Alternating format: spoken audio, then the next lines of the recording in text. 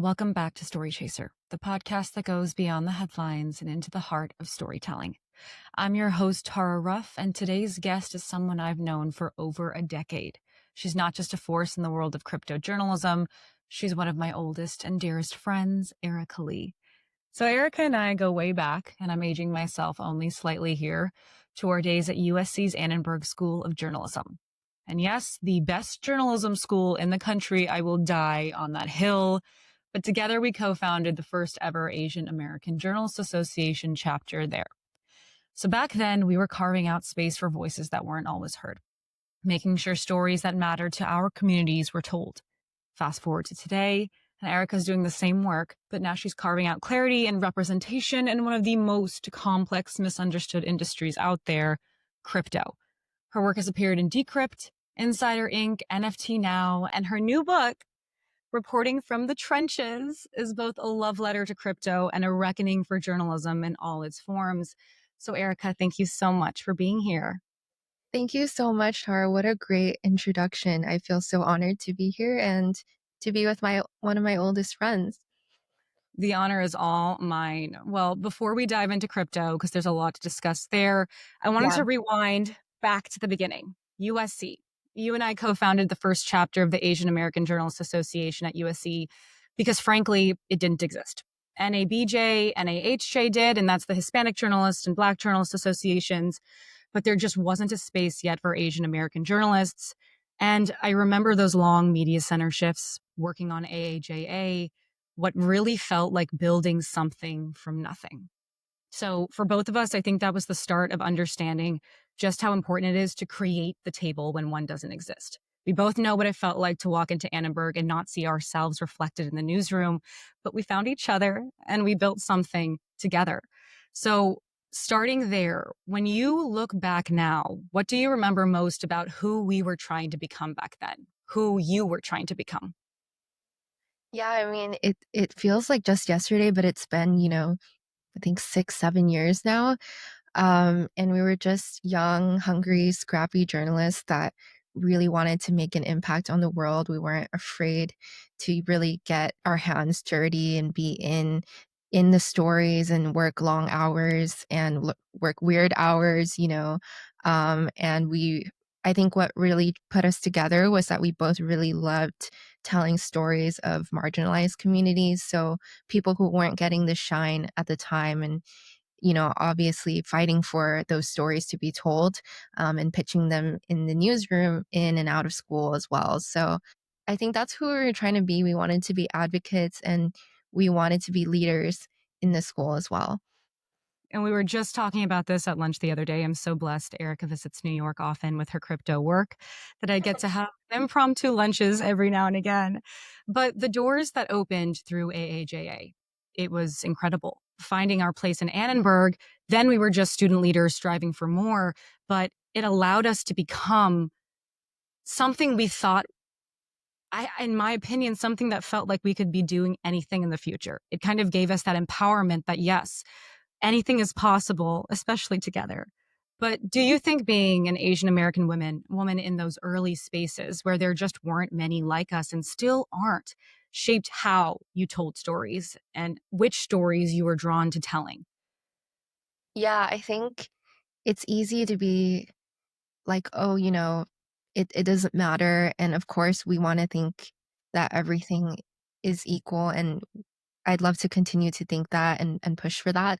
I think that when you are a minority in a space, it becomes really obvious when a lot of the stories aren't centered around your communities. And maybe, that's not on purpose and it's not, anyone's fault, but it is a good responsibility to bring that up and be that person that can encourage these stories to be told more. So for example, maybe we were at school and, people were asking what to cover for the day and they didn't know it was Chinese New Year, and to be able to inform people and tell people about that. I think it's something that makes you different. I mean, whether you are Asian or Hispanic or Black or any other minority, you can use that as a strength, your difference, to be unique instead of feeling like, oh, I'm so different from everyone else, I don't fit in. And so I think that's really what we did by founding the chapter.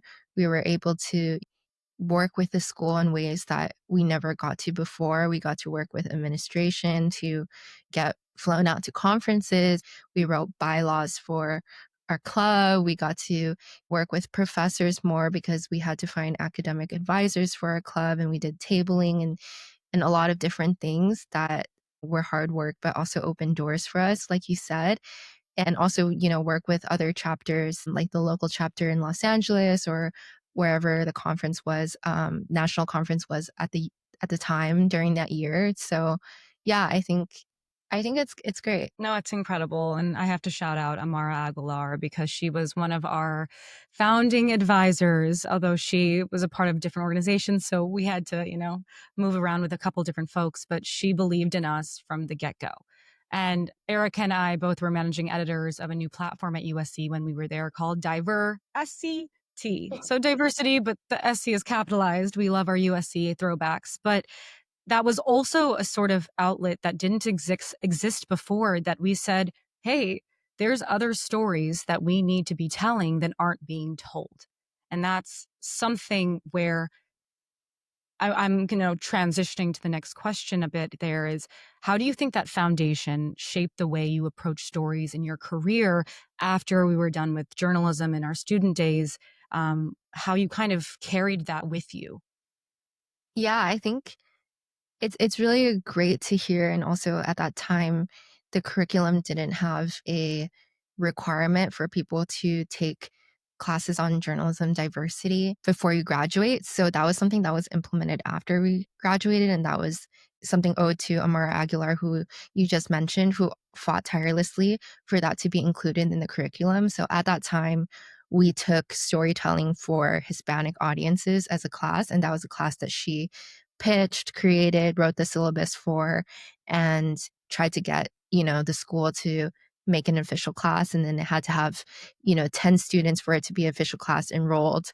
And she wanted to continue these types of classes and, got it part of the like the curriculum, like as a requirement. Like you have to take this as like a general education for the journalism major, which is amazing. And so knowing that you can make systemic changes. I'm not saying that we ourselves made that change, but we were part in contributing to that.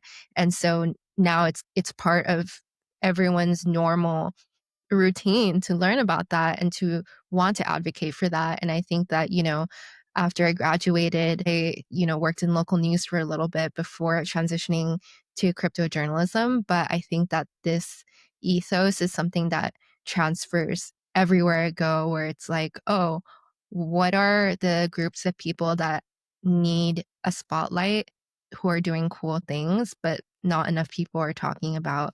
So whether it's in the newsroom for local news and you want to pitch a story, or even if it's in crypto and everyone's kind of talking about something that isn't that important but is really popular, then being able to advocate for that.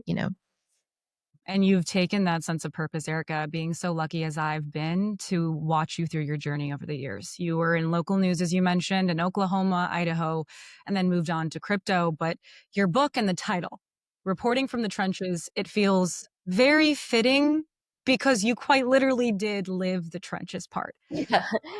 Going to local news, and local news, for anyone who isn't familiar with the pathway, it is one of the heartbeats of journalism, but also one of the most difficult roles there are in journalism. It's covering communities on the ground, breaking stories on aggressive deadlines, standing outside during storms, cars breaking down in the middle of the night, everything, and a lot of the time on your own. I remember a story you told me about where your car broke down and you had to figure out, it's just the way local news runs and functions. It's hard. So kind of going back to that time when I know it was very difficult for you, that was an intense job to be in, and you're alone in a lot of those communities as well. What was kind of the moment where you realized you want to shift into covering something as global and as abstract as crypto? It is a big jump. Yeah, it is. I think that, when I was in Idaho and Oklahoma, the difference between those two states and California, where I'm from, is the differences in severe weather. And so those types of coverage that type of coverage was so different. So in Idaho, when my car broke down, it was because I was driving on a mountain and it was snowing and the ice was very slippery, and so that was something that I had never experienced before, but I was glad that I was able to do, trial by fire, become more independent, and as you know, and a lot of people know, but I think within the industry people know, but not outside of the industry, is that not a lot of entry level journalists have cameramen. And so they have to set up the camera themselves. They have to be their own editor. They have to write their own scripts and they have to do everything basically. And so you're literally driving yourself to a mountain and you're setting up this heavy tripod and this heavy camera and then you're recording yourself like live stream selfie style, but trying to make it seem like you have a camera person and you're just reporting and then waiting for your next hit that's like in an hour, and you sit in your car and you open your computer and do stuff like that. And it's interesting, it's cool, it's hard work, and it's really exhausting. And I really commend the people who are still doing it because I did it for like 4 or 5 years, and that's nothing compared to people who did it for decades. But I felt like I wanted to do something different, and it wasn't really even on purpose. It was because one of my friends who also used to be a journalist told me that he pivoted into learning more about finance technology and crypto, and I was curious about it. And so that was something that I did after work when I was still working in Oklahoma City. I was reporting during the day. And then when I got off work, I was just kind of like figuring stuff out on my phone on my own. And it was something that brought me a lot of joy. I didn't think it would become my next full time job. It was like a hobby. But then I started freelancing and writing about these topics for fun. And then it kind of led to a job. But at that time, it was more of just like for fun and something different. Yeah, and you enjoyed it though. And I think that's a testament to how important enjoying the work you do is. And because local news is so human centered, like Yeah. you're ingrained with these communities, you're with them along the way and they want you to understand them.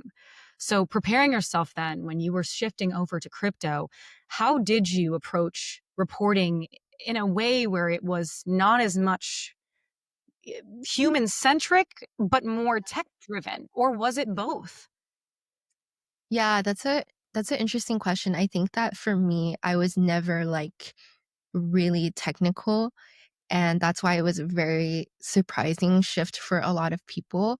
And I think what I brought to the space was kind of a bridge for people who were also kind of like me and didn't think that they could ever understand or be part of a space like that. Being able to understand and simplify complex topics and make it digestible and simple for people just because it's a different world. I feel like that was kind of like a niche that I was able to capture. And also, of course, like the more human side. So, for example, there are stories that I did where people were using crypto for charity. And so, you know, with Ukraine and Russia, a nonprofit being able to raise money through crypto and send that to Ukraine while the banks were being sanctioned as like a different payment method is something that, is really cool and very human centric. And those types of stories I really enjoy. And so I'm able to still do the things that I like with this new career path.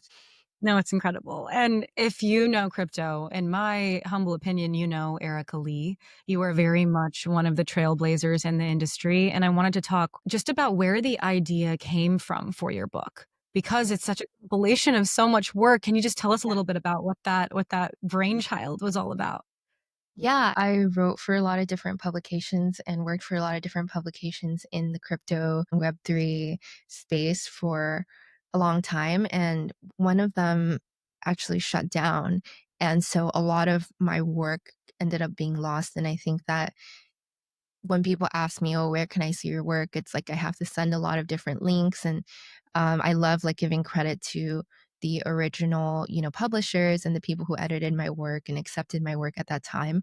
I just wanted like one place where I could feel like I could compile a lot of the work and my journey as well together, but also give it a new, fresh vibe. And so I worked with a designer and we kind of reimagined a lot of the stories and the pages and redid some of them. And so it feels like a journey all at once through the through the years. So yeah, thank you for supporting. And so yeah, I feel like it was kind of like something that I created as a passion project first, and I created it with the expectation that, it was just for myself and a couple of friends, and if I sell it, then cool. But it ended up being a way bigger process than I ever imagined because of publishing, shipping, and designing, and a lot of work that comes in part of doing this whole thing. And so I'm glad that I'm able to get this book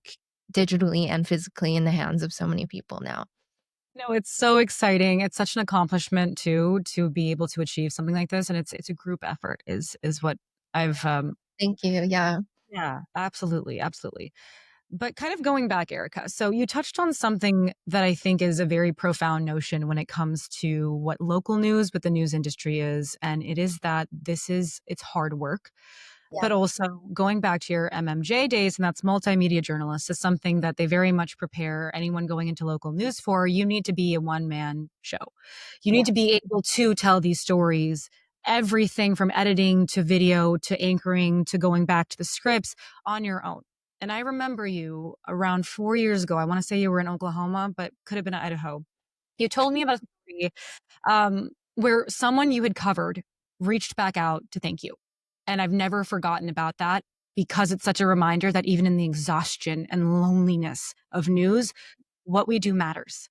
So kind of take me back to those moments because you're doing something similar right now in crypto as well.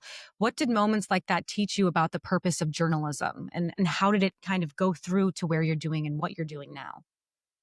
Yeah. I First of all, thank you for remembering that small detail. I think that's what makes you a really great storyteller as well because you're such a good listener. But yeah, the story was I covered a 100th birthday of a veteran, and it was just the sweetest story. Like he was having a little birthday party in the community, and this was in Idaho, and I got to talk with him and really make this story really meaningful for him and his family. And even after I left local news and moved back to California, one of his family members reached out to me 3, 4 years later, telling me that he passed away. But that story that I did on his birthday really meant a lot to him and his family, and they wanted to just let me know that he passed away. And so I just didn't think it would have that sort of impact even after all those years. Those moments like that kind of make all of it worth it Yeah, for a bit of time. I think journalism was both of our first loves, I like to say. yeah, I went to school knowing with my whole heart I wanted to tell other people's stories and I want to shine a light on those stories. And in doing so, and I think it's one of those things any journalist can attest, there's always that invisible toll, right? The way the trauma seeps in through the stories we tell. Can you walk me through having been on the ground in these local communities because they are some of the more challenging communities? Was there a point you hit where you thought, I can't do this anymore? yeah. I mean, to be completely honest, there were so many times where I thought that, and it was really the mission that you just talked about that tried to keep me going. But then, of course, down the line, you realize you could fulfill this mission in so many different ways, and there isn't only just one path to do it. But yeah, I mean, I worked during an election year, and it was probably one of the toughest years. And it was also during COVID too, and I was working in Boise, which is the capital of Idaho, and so I was covering the capital and news happening there often. And there were so many protests there every single day, whether it's about the mask mandate at the time or whether it's about, Biden or Trump being president. And so there were so many things that so many people were at odds with. And so it was really hard for me because it was at the time, Trump was declaring war on like quote unquote like fake news and the media. And so when people saw a news van or someone on the news just even walking around town, they thought of me or the news as an enemy. And I got to experience that firsthand because I would just be walking on the street and people would be saying really mean things to me. There were people that said racist things to me too. There was this woman that called me like an Asian piece of, and that was really shocking to me because I grew up in the suburbs of Southern California with a lot of diversity, and that made me really sad because was already struggling every single day to do this job and not getting paid a lot and not sleeping a lot, and then you hear stuff like that, and then that's the stuff that makes so many people want to quit, and so that's why there's you know a mass exodus in local news, unfortunately. It's so hard. And one, I'm so sorry that happened to you. I wish that I could say it was an isolated incident where reporters are attacked for being associated with news. It's not. And it's very hard because the job that we're doing is hard enough as is. And then we're almost dehumanized in many ways because people just see us as capitalizing on their pain or their communities or whatever have you. And it takes me back to Erica. I remember one of my own breaking points. It was covering the Uvalde elementary school shooting. And that was 19 students, right, ages 9 to 11 murdered. And I remember the moment I was on the phone with the mother of one of the children and I started crying with her. And I know that that's an unspoken rule. We need to be staying composed. This is our jobs. But I remember it destroying me. I remember calling my mom after work that day and crying to her and saying, I don't think I can do this anymore.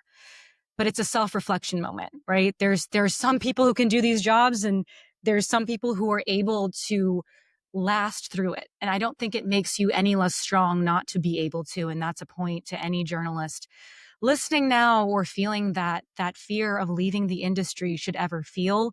When it's too much for you, it's too much for you.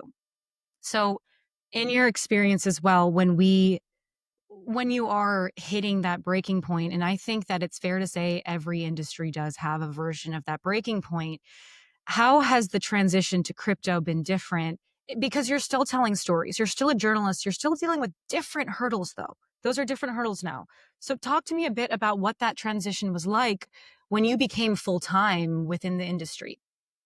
Yeah, I think at that time, and I think still now, there's a lot of people who don't understand this field of work. So when I kind of quote unquote quit local news to do this weird thing that a lot of people thought of, it didn't make sense to a lot of people. And so I would say I lost touch with a lot of friends. I mean, obviously, I didn't lose touch with a lot of different people that were really supportive, but I think that it was different and my lifestyle changed considerably because I wasn't, 9 I mean, local news was never a 9 to 5, but I wasn't, like, assigned to do this every day. It was, more remote, and I was able to have more flexibility and travel and do different things. But, yeah, it was, of course, different transition. I honestly feel like I got a lot happier just because I had more freedom. But, of course, like, at that time, it was still so new, and, I mean, it's still so new now. There are more people that are trying to understand crypto, but yeah, it was very confusing to many people. So yeah. But you carved a name for yourself. Now you're out here publishing full books on the amazing work you've been doing. And let's be real, crypto is everywhere. From President Trump's pivot towards digital assets to Elon Musk speaking about things that to the average American I still don't fully understand, but it continues to dominate headlines and for most people like me, there's some confusion in what it really is. So now is the fun part where I pick your brain for those who want a little bit of a what is crypto situation. In plain English, there's so many ways and so many avenues of what crypto is. What is it really about having worked in it to you? Yeah, I guess so. Bitcoin is quote unquote like the most popular and most valuable type of crypto at the moment. And that was originally created to disrupt the financial system that we currently have in the world. And so it's basically electronic digital money. The creator of Bitcoin, who is anonymous, his name is Satoshi Nakamoto, he wanted to create a different system because he believed that the banking system right now is broken. And so there are so many quote unquote broken things about the financial system. Basically, the government can print money whenever they want. And so they can use that to fund wars and they don't really have to, get permission or anything. And that can really, you know, dilute and affect the economy and the value of the dollar. And with crypto, you don't have to wait for banks to be open and closed, during this specific time or during this holiday. You can transfer, whenever. And you don't have to worry about the political situation between any other countries and who's sanctioning this, who's tariffing this, and who's not allowing money to enter or to send wires. You can just do that, and it just kind of transcends all these borders. And so I think that was the original ethos for creating crypto. And yeah, having it on the blockchain, and now people have thought of so many different ways to use that as something valuable, whether you're a creative, you're an artist, and you want to make your IP immortal. You want to have it, so you mint it on the blockchain where it lives forever, and then you can prove that was your original idea.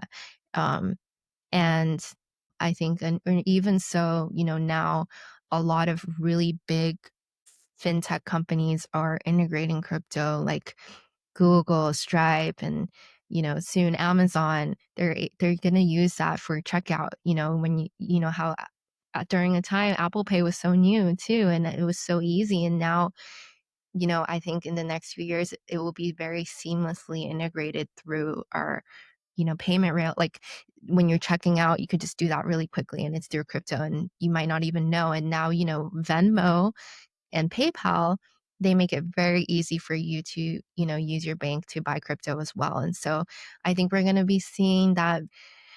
It's going to be very, very common to see that everywhere. And there's, of course, there's the fun part of it, right? It's like people use it to gamble, people use it to play games, people love NFTs. And so it's a lot of things at once. There's a useful element, but there's also a fun element. So yeah, it means a lot to me because, the community that believed in that, it's kind of crazy. It's kind of like when you're thinking about, in the 90s, and people are like, "Oh, no one's going to use the internet. It's just a new thing that's going to go away." And you feel like you're like really early to something that's going to be big one day. And so it feels like you're in this community, you're in this together. And um that's one thing that you guys all believe in. And there's so many people that I met online that are of different ethnicities and ages. Like, friends that are like 60, friends that are like 18. It's like really weird, but Right. it's like, wow, like we really like don't care about these things because we're all connected in this way, which I think is really cool. And really wouldn't happen in many other communities. It's a beautiful concept, really, to join a community too where you feel that kind of space being made for anyone who's interested. And look what we thought about AI. We said AI, oh, it's not going to be there for long. My God, it's being institutionalized into every organization across the country and Yeah, world. it's crazy, and they really go hand. A lot of people who are interested in AI are interested in crypto, and Yes, Mhm. exactly. It's fun. You're almost a part of a revolution, so to say, and you're getting to watch it from the front seat, which is really fun. Um, but for the average person, and I think you do a wonderful job of explaining what this is for someone who may not know. What is something, and do you think the average Joe in America right now should care about what's happening in crypto policy, or is it something where if you take the back seat, it won't affect your life? Hmm. I think that with President Trump talking about it so much, it's becoming more and more of a thing that people are curious about. I think at this specific moment in time, you could be living your whole life, hear it, ignore it, and it would be completely fine. Um, I personally believe maybe in a couple of years, you're gonna have to be like, "Okay, yeah, like, what is that?" It's the same way before you had to, like, before you would just do everything on paper, right? You would mail everything, and then people were like, "What is this email stuff? Why do I have to download this app? Why is everything digital now?" And people were reluctant to change to that. I think the next step of that is crypto and blockchain. And so I think that right now it's totally fine. And, you know, everyone for themselves, like, you don't have to be forced to learn anything new if you don't want to. So, yeah, I think it's totally fine. And in terms of policy, it is slowly but surely passing. There are a couple of acts that were passed this year that, helped with stable coins and helped with crypto in general, and I know that Trump and his family, they're really trying to eliminate capital gains tax on crypto, which is basically when you even like when you buy stocks, right? Or when you buy crypto and then the amount that you earn, you have to pay a percentage to the government. And a lot of people don't like that because if you make like, I don't know, like 1 million, you have to give 40% back. So that's why a lot of people move to different countries where there's 0% capital gains tax. But they're trying to do that for if you're, you're an owner or founder of an American crypto company, then you won't have to pay these taxes anymore. And that kind of inspires a lot of people to move back to America and build here, which is, I guess, what the goal was because so many people are moving to like Asia. They're moving Right. to Dubai, the Middle East. Like they think it's better for crypto. And so I think that's one way of bringing things back to America. But if that really does happen, it would really be a huge step for people because then they'll be like, wow, yeah.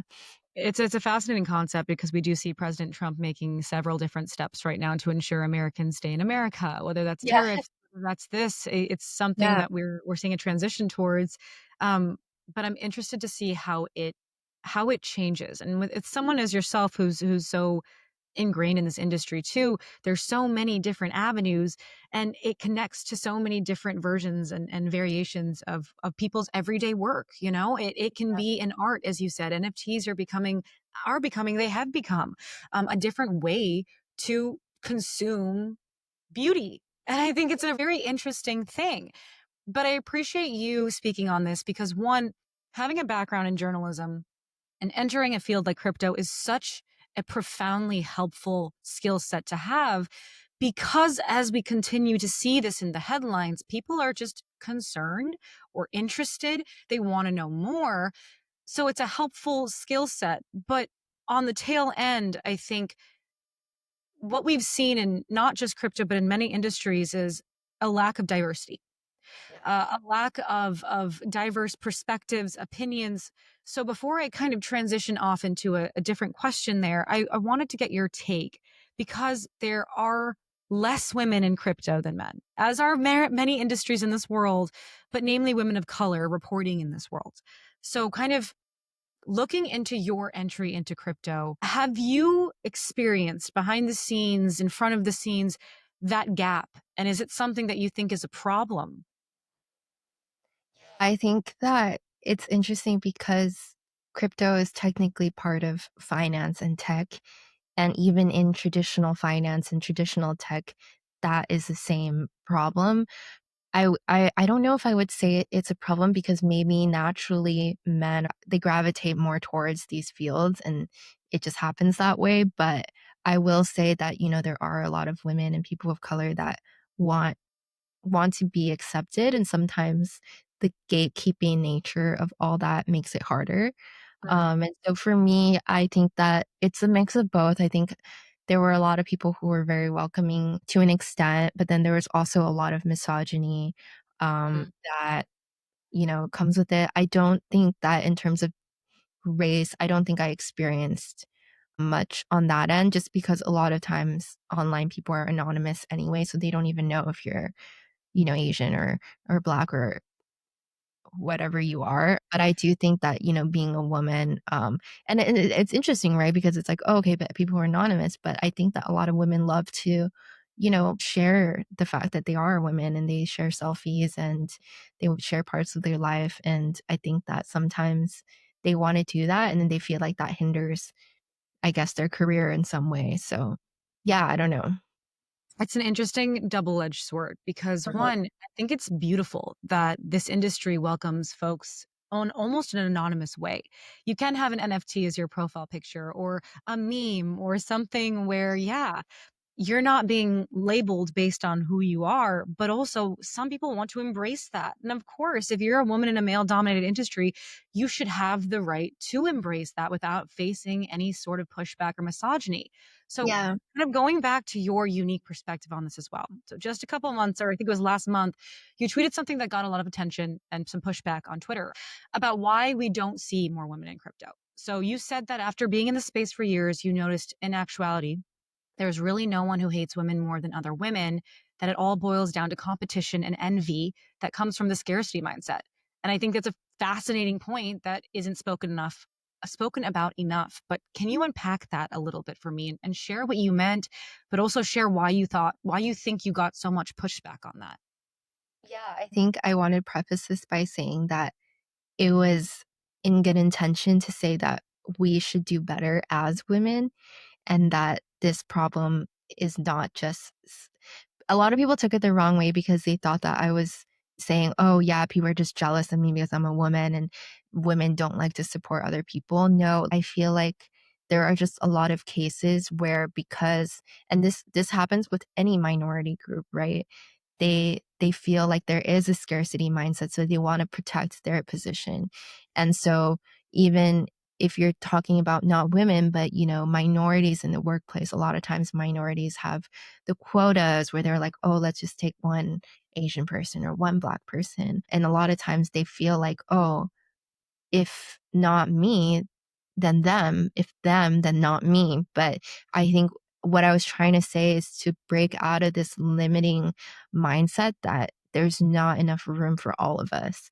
And so I think that that was taken a bit of the wrong way, and I didn't explain that the best, but it did make for a lot of dialogue in the comments because there were a lot of people who agreed and they shared their own personal experiences. They were like, "Yeah, I actually feel like a lot of women were actually really mean to me when I was first learning, and they almost felt like they didn't want me to enter or some other experience." And that's of course their experience, and it's they're allowed to share it. So I think it went like kind of viral, and I did get pushback. I had to mute the notifications because I just didn't want to read it anymore. But yeah, I think that it just meant that we could all do better. No, absolutely. I think it's something no matter what industry, as well as you pointed out, whether it's race, gender, sexual orientation, it feels it feels like, yeah, if there's one spot at the table, we're fighting each other for that spot, when actuality is what we mentioned at the top of this conversation is create a new table. We do not Yeah, have to settle for only one minority voice on a given team. We make our own team and emphasize the fact that our voices matter just yeah, as much as any other. And I yeah. think it was brave to tweet about it, because I think even if people don't disagree or don't agree, dialogue is the most important thing that we can gain from these conversations, because if even one person thought differently or felt heard from something that we're able to put out there into the world, especially with a platform like you have, it's done good. It's helped someone. So from your mindset, whether it's crypto or journalism or any field, how do you think you change that sentiment from the inside out? That competition about anyone else who's the same as us having to fight for that spot. How do we change that?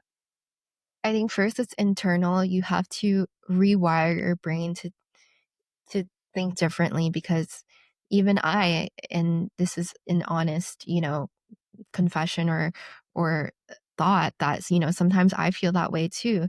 I it's a male dominated industry. Sometimes, a lot of the gatekeepers are men, and sometimes, I am the only woman in the room, and Right.